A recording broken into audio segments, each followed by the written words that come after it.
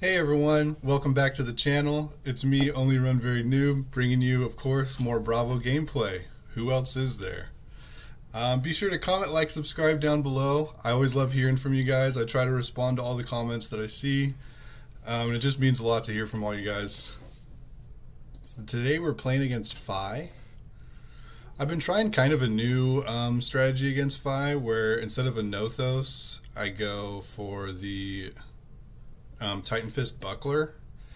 Not really to try to fatigue them or do anything crazy like that. I find that the way I beat Phi is by resolving big attacks, and having more armor sort of gives us a little bit more wiggle room to resolve big attacks. So yeah, I'm taking out Pummels, Zealous Beltings, and the one red unmovable.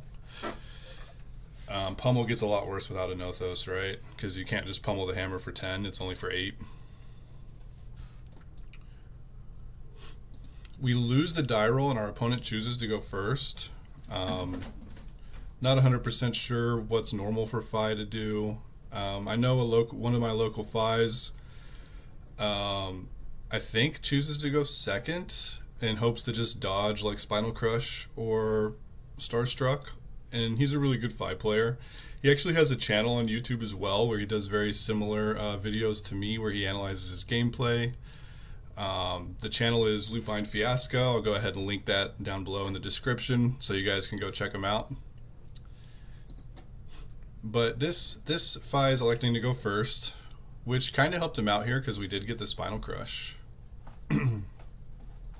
He must not have any blues because they usually try to plug in a little bit with the Kodachis. But he's just going E-Strike for 7. I do end up blocking it all with the blues here. You could play it a little safer and maybe take 1 damage to keep a blue just to make sure that you have enough blues to play this Spinal Crush next turn. But I generally think the points are important, and we play a ton of blues, so hopefully we just get there anyway. We only need to draw 2 blues to be able to dominate. We end up drawing enough blues. We draw 3 so we can even make a surge here. And we're just going to dominate this Spinal Crush. It's the best thing we could do with our hand. And this is the only turn of the game where we get 4 cards and don't really have to pay a lot of life for it. I'm expecting them to either have a defense reaction in Arsenal or use armor here. But I guess it depends on their hand. If their hand's really not that great, maybe they can just take the damage and throw back a little something. Them blocking with breaking point's kind of interesting because I feel like that's one of the best attacks they could play under Spinal Crush, because they do elect to just take 6 here. It's a little interesting to me. So maybe they have another E-Strike or like a Command and Conquer or another breaking point. Unfortunately, our hand can't really do much here. We're gonna end up just blocking as much as we can, I think. Maybe only block with 1 card and throw the Thunderquake. Because we have a surge, we can make a surge as well. We see them just throw a Kodachi. If I could use my hand aggressively at all, I wouldn't block this, but since the best I can do is throw the Thunderquake anyway, I'm just going to block the point and then throw a Thunderquake undominated. We could dominate the Thunderquake, but honestly I think getting more cards out of their hand is better than landing the Thunderquake. It doesn't have like a crush effect. It's not doing too much. So we'll give them the option to block it if they want.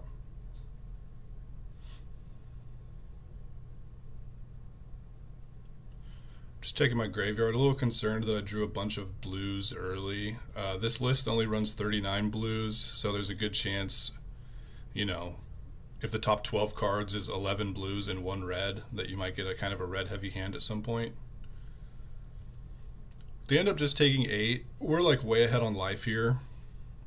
Always a good spot to be, like in every matchup almost. But into this matchup it's pretty good because it means they're going to have to start blocking our hammer before we have to start blocking their Kodachis, presumably. And that's usually means you're going to win the game. If whoever gets to 1 first, if the other person has a healthy life lead, a lot of times the person who's at 1 dies, right? Because they have to start blocking the Titan's Fist with 2 cards. We'd have to start blocking the Kodachis with 2 cards, etc. So with a Surge in this hand, we kind of want to throw the Chokeslam off one blue, blocking with Warmonger's Diplomacy and maybe Command and Conquer, depending how much action he sends at us. We could definitely take some damage to like Arsenal Command and Conquer, but without Pummel in the deck, that's not like great.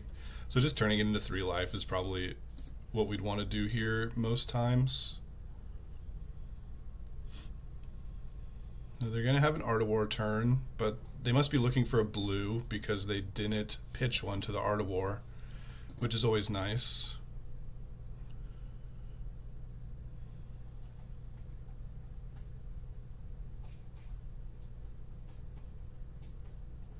They find the blue and they start with a Kodachi. I'm not blocking Kodachi here.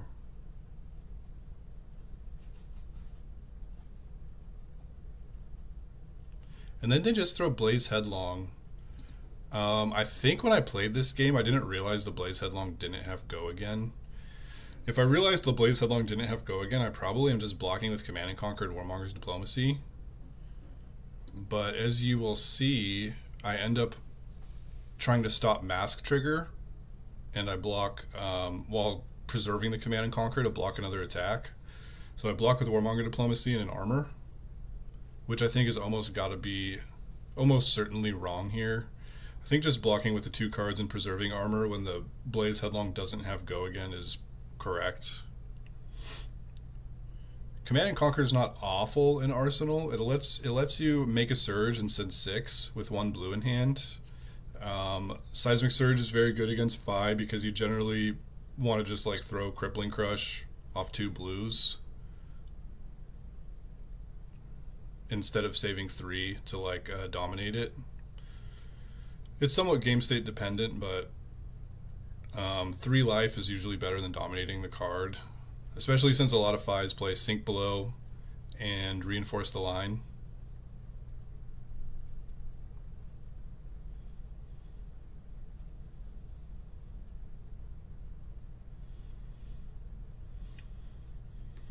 So I'd say that was a slight misplay by us, but it's not all for naught because we do get a Command and Conquer in Arsenal, which is like something. It's like not just sacrificed value.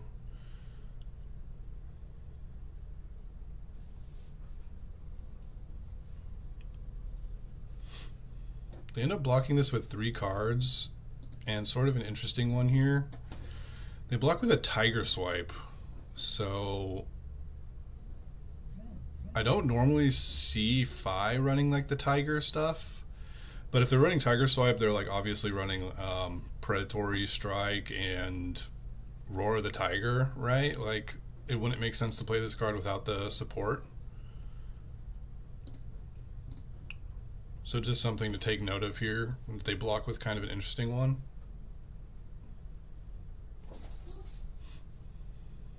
And they just pass here. So I'm trying to think of what their cards could be that aren't like defense reactions that they would have used on the Chokeslam, or attacks they would have just thrown at us, or like a blue they would have just pitched to poke us for 2.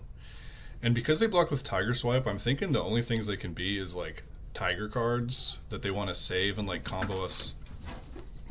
My cats are going wild. Combo us off with all the Tigers, like Art of War and Roar of the Tiger or Predatory Streak without one of the other 2. So they must be looking to do like a big combo turn. This hand can't do much besides Command and Conquer, so I guess we're happy we have it. 2 defense reactions and 2 blues that we don't really want to throw at our opponent means we're just going to throw Command and Conquer. Our opponent just takes 6, destroying their arsenal, which was Ancestral Empowerment. Of course, they couldn't use it on the Blaze Headlong because that's not a ninja attack. Here with a Surge, I just want to throw Crippling off these 2 blues. They do have a 4-card hand, but we have 2 defense reactions we could potentially use if we need to. So I think we should have the room to throw the Crippling Crush here.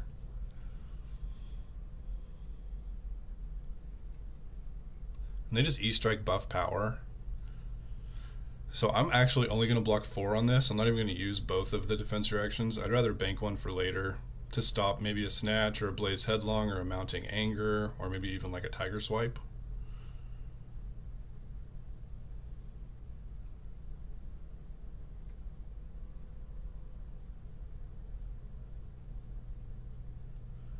I see Sink Below on top. I end up bottoming it because I don't really want another defense reaction after I Crippling Crush them. Presumably this Crippling Crush is going to take their hand, and I would rather have a threat on top than a defensive card.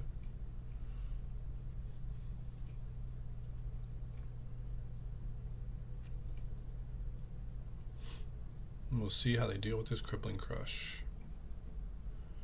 From this spot in the game, I feel like we're super ahead. We have a ton of armor and like a big life lead.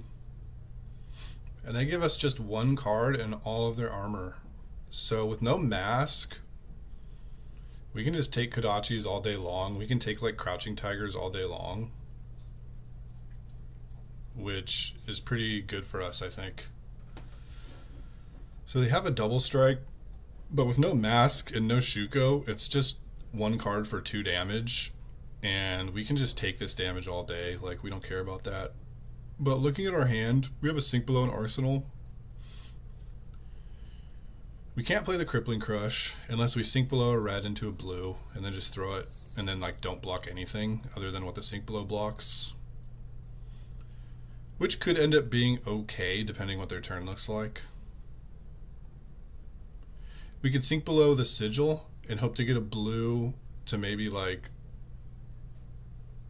No, I was thinking we could make a Surge and then throw Chokeslam and Arsenal, Crippling Crush, having a Surge up. But I think if I have 2 blues and a red, I would just throw the Crippling Crush instead of Chokeslam and set up the Crippling.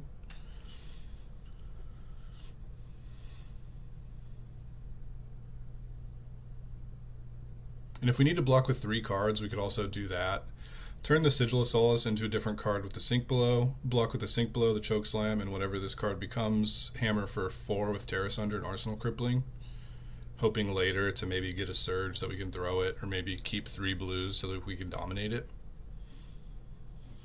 But let's see how they attack us, because we're definitely not blocking for 1. In that case, we would rather just like Sigil for 3 to negate 2 of these attacks, plus like a Kodachi or whatever. You see I even kind of look to go to my boots here, but then I remember they don't have mask and I just don't have to block this.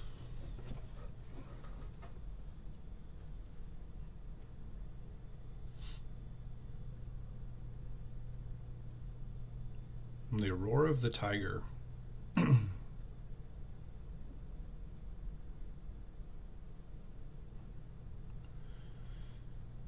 And as it stands, that's just 1 card for 1 damage. Not exactly what you should be looking to do.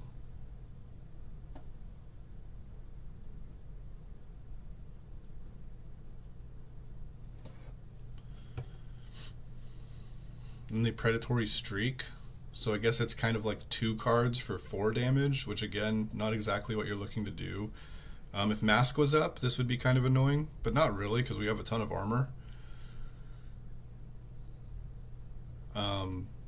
So yeah, we're just going to take all this damage.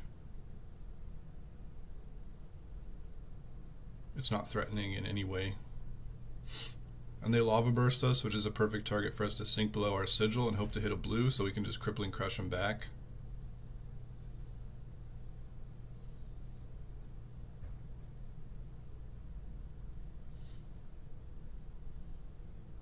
Putting our Sigil on the bottom to maybe like get out of Kodachi lock if the game ever gets to that point. We hit our blue so we can end up just Crippling Crushing them, which should take their whole hand or at least 3 cards if they have 2 3-blocks.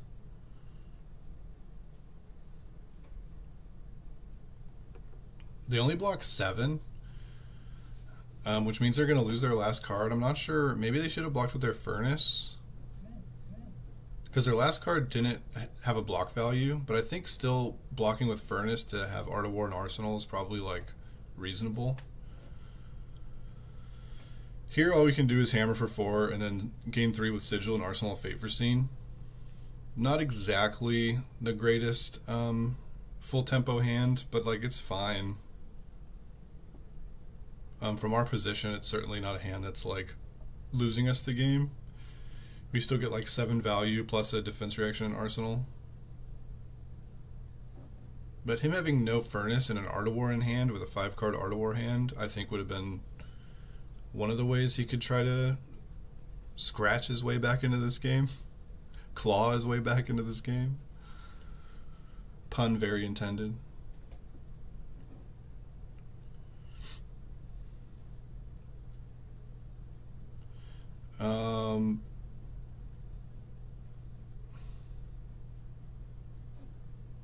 Not blocking the Kodachi. This is an attack for 4, and their deck doesn't play a lot of attacks for 4. Although maybe this version does, because we see this Flex Claws. We also saw them block with a Mounting Anger earlier. But I'm going to get the full value off of my defense reaction on this 4. Put a defense reaction on bottom, because presumably the same reason before, I'm going to Crippling Crush them, and hopefully I want to draw a threat, not a defensive card. And I think I just take damage here to dominate a Crippling Crush. I have so much armor, I can just block this Soulbeat Strike for 2 with armor. Honestly, I have so much life, I could probably just let it hit and let them play their last card too, to just like... Because if they don't play it, maybe I know more they have a defense reaction, but I don't think knowing they have a defense reaction is going to change my line of play at all. Because at that point we'd already like skipped blocking.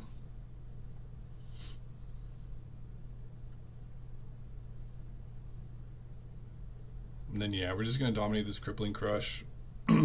Another thing to note is because we had a Surge, we can make a Surge. So the third blue not only represented us being able to dominate, but it also represents us being able to float that Surge.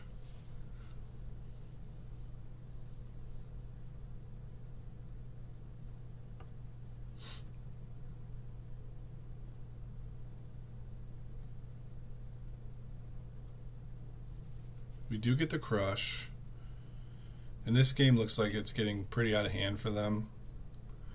Yeah, and we draw 2 blues and a Spinal, so we can just dominate Spinal here. If their arsenal is an attack that they want to use after these Kodachis, we can either just take the damage or like use armor to stop it if we want.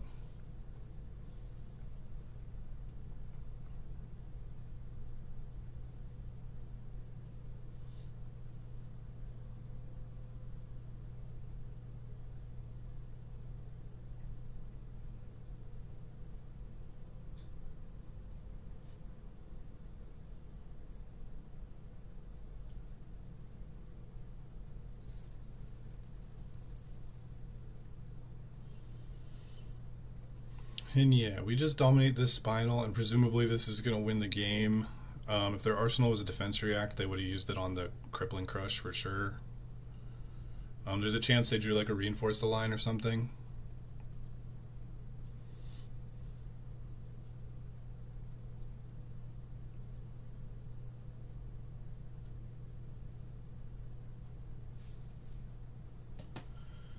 Yep, and that is the game.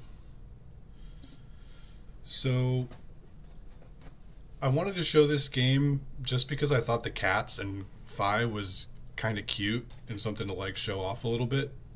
But at the same time, I also wanted to show it to illustrate just in this matchup, I don't think you can really be taking turns off. You have to be threatening as much as you can threaten each turn, and that goes for both players, like the Phi and the Bravo.